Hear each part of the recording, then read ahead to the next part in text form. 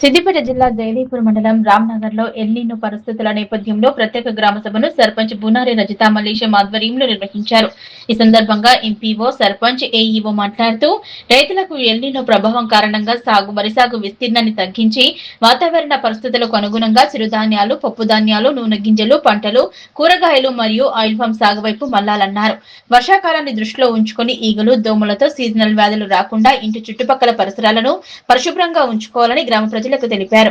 ఈ కార్యక్రమంలో TA Naveen, AEO Saranya, CC Pushpalatha, panchayat secretary Naveen Reddy, ఉప సర్పంచ్ మధు, వార్డు మెంబర్లు ఎర్రబోయిన లక్ష్మి, కోట నవ్య, భూమయ్య, మల్లేశం, చంద్రయ్య, గ్రామ పెద్దలు, ప్రజలు పాల్గొన్నారు.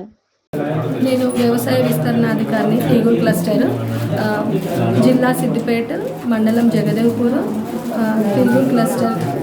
ఈరోజు మన రామ్నగర్ గ్రామ పంచాయతీలో ఎల్నినో సందర్భంగా గ్రామ సభ నిర్వహించడం జరిగింది.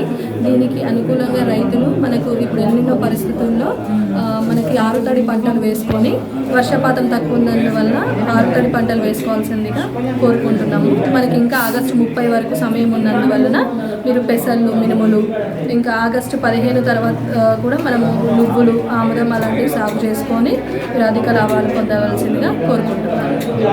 వర్షాకాలం కాబట్టి ఈగలు, దోమలు బాగా వచ్చి డెంగ్యూ జ్వరాలు వస్తాయి కాబట్టి అందువల్ల మనం ఇంటి పరిశుభ్రంగా ఉంచుకోవాలి.